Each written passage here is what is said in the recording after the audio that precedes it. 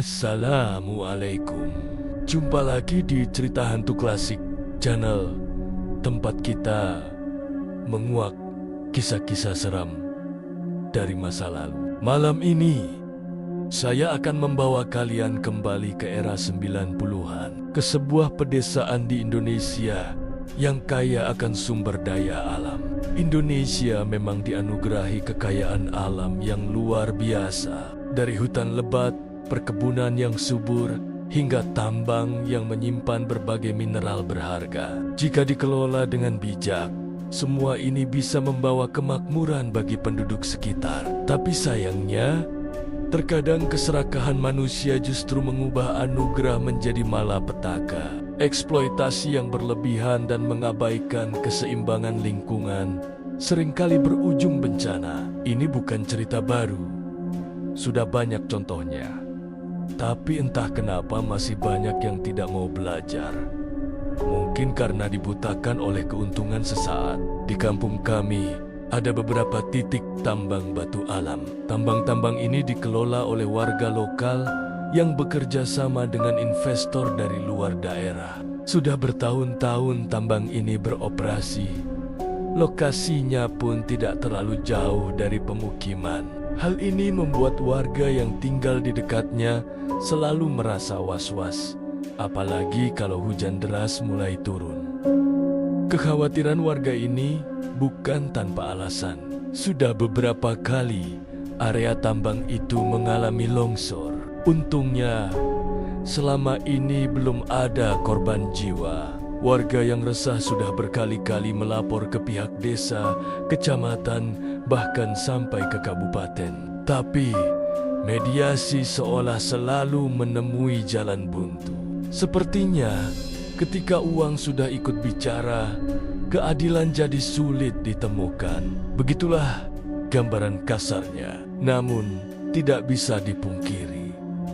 Di balik sisi negatifnya, tambang ini juga membawa dampak positif. Setidaknya, puluhan warga desa bisa mendapatkan pekerjaan di sana, membantu perekonomian keluarga mereka. Masalahnya, keamanan pekerja dan kelestarian lingkungan seringkali dikesampingkan. Meskipun tambang-tambang ini rata-rata sudah punya izin resmi, pengelola yang kurang disiplin seringkali lebih banyak merugikan warga, terutama mereka yang punya lahan pertanian di dekat lokasi. Standar keamanan untuk para pekerja pun sering diabaikan begitu saja. Hingga pada suatu pagi yang nahas, aktivitas pertambangan dimulai seperti biasa. Tidak ada firasat atau pertanda aneh. Tapi hari itu, takdir buruk sedang menanti. Bukit batu yang menjulang tinggi, yang terus-menerus dikeruk, membuat strukturnya menjadi rapuh dan tidak kokoh lagi. Para pekerja sibuk dengan tugasnya masing-masing. Suara deru mesin dan dentuman bebatuan yang pecah saling bersahutan, memenuhi udara. Tiba-tiba, dari atas bukit, terdengar teriakan panik yang sayup-sayup. "Awas, batu runtuh! Awas, semua minggir!" Namun malang, seorang pekerja sepertinya tidak mendengar peringatan itu. Mungkin karena suaranya tenggelam oleh bisingnya mesin di sekitarnya.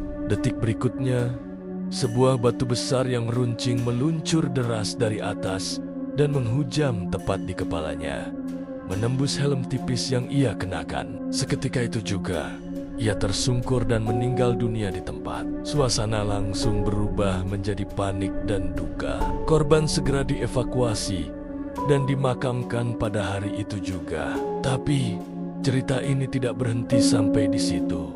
Justru, babak baru yang lebih mencekam baru saja dimulai. Malam-malam setelah kejadian itu menjadi sangat menakutkan, terutama bagi siapa saja yang sering melewati area tambang atau melintasi pemakaman desa. Bagaimana tidak, warga mulai diteror oleh suara-suara misterius. Suara seseorang yang terdengar seperti sedang meminta tolong. Suara itu sering terdengar dari arah lokasi tambang saat hari mulai gelap, baik sore maupun malam hari. Dan anehnya, Suara itu tidak hanya berasal dari area tambang, tapi juga dari sekitar makam korban. Beberapa warga yang kebetulan melintas di dekat makam pada malam hari bersumpah mendengar teriakan lirih, "Tulungi, tulungi," yang dalam bahasa Jawa berarti "tolong aku." Teror suara minta tolong ini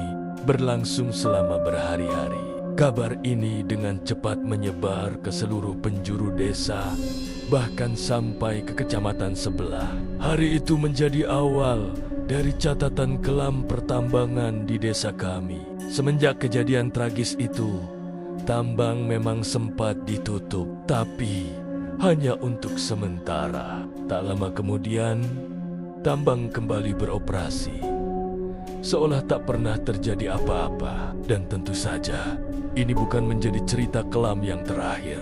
Semoga kita semua bisa lebih bijak dalam memanfaatkan kekayaan alam yang telah Tuhan berikan. Inilah akhir dari kisah hantu minta tolong korban longsor tambang. Terus ikuti keseraman sarita-sarita lainnya hanya di channel Cerita Hantu Klasik. Jangan lupa untuk like, komen, dan subscribe. Terima kasih dan sampai jumpa di cerita berikutnya.